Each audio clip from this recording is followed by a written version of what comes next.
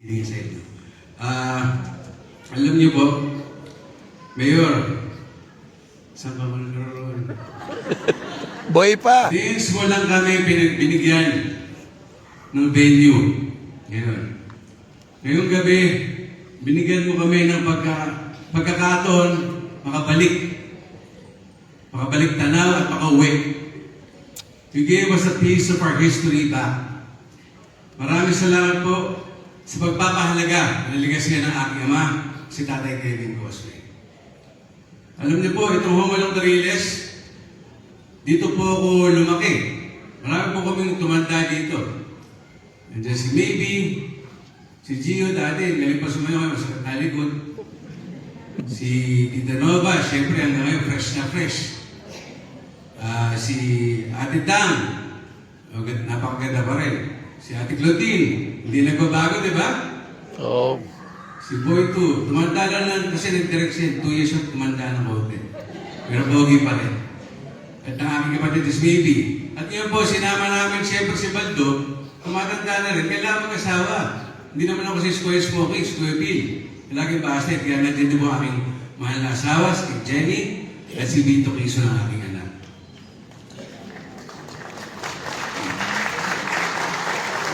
Alam niyo po, sa Humulong ako natuto ng mga tamang acting kasi I was like 5 years old. Pinapanood ko lang po ang aking ama kung paano umarte, si Tito Babalu, kung paano umarte. Parang napaka-importante po ang kanyang ginagawa para sa akin. Dahil si simpleng pagpapatawa, napapasaya niya ang tao bayan, ang mga manonood. Isipin niyo po, nung ang tatay ko ay binuburol, may free viewing. May lumapit po sa akin, Lola, at umiiyak. Ang sabi niyo sa akin, alam mo, mapanood ko lang tatay mo kahit isang oras. Nawawala ang gutom ko. Nakakalimutan ko ang problema. Kaya po, ang pinakamagandang mapapamana sa iyo ng iyong ama. Kaya Papa, maraming salamat po. Alam niyo po, itong pelikula to, kung mapapansin niyo, marami hong kulang. Siyempre, una-una sa lahat, ang aking ama.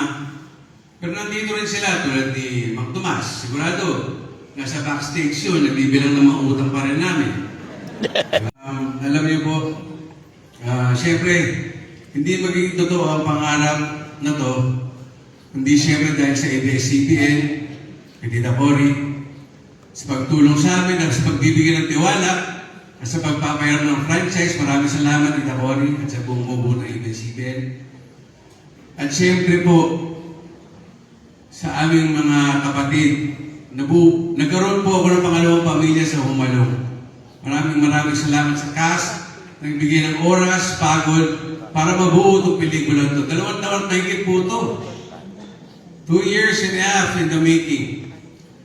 Nag-usap nga kami ni Boy 2. Sabi niya, V, sino tingin mo magdedirect? Sabi ko, Dos, dapat ikaw. Wala nang iba. Kasi alam niya ang bawat nangyayari ang sitwasyon ng Humulong Tariles. Doon siya lumaki din eh. Kaya nga nasasabi ko, ang galing mo kaya direct, sa nabuo mo, congratulations, I salute you.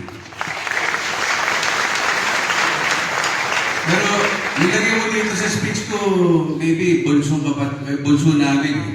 Mas matanda pa sa akin yan eh. Ako, tawalax mo ng boses ito. Alam mo, kahit tito ko, ako 40, si Dos 43. So, region niya eh. Pero, una sa lahat, maraming salamat sa inyo. Para sa inyo lahat, hindi dito po, makita. Isa naman pa kasi. Ayan. Para sa lahat po sa inyo nandito ngayon, samahan niyo kami sa ibalik ang Humulong Tariles sa pambansang pamilya. Kasi po, iba tayo ng 90s.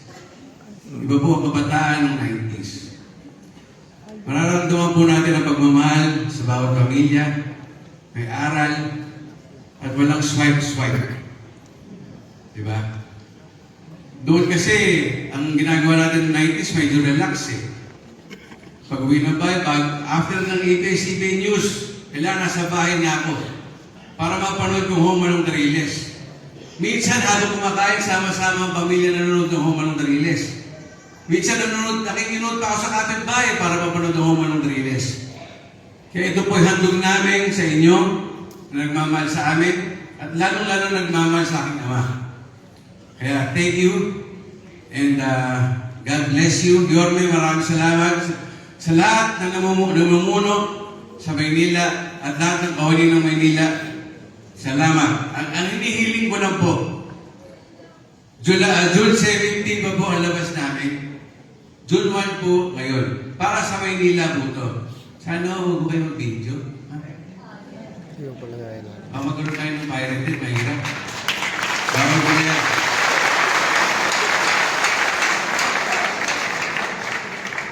Kasi ito po'y handog namin sa aming ama at sa mga kasama namin na mayapan sa binibigyan niyang lakas sa amin. Kasi kung titignan po ninyo, sa bawat araw na nagsusud kami at nagsasama-sama sa set, masaya kami. Dahil alam namin pamilya kami. Maraming salamat, Maynila. Enjoy the ride. Sama-sama tayo sumakay sa release na train. Salamat.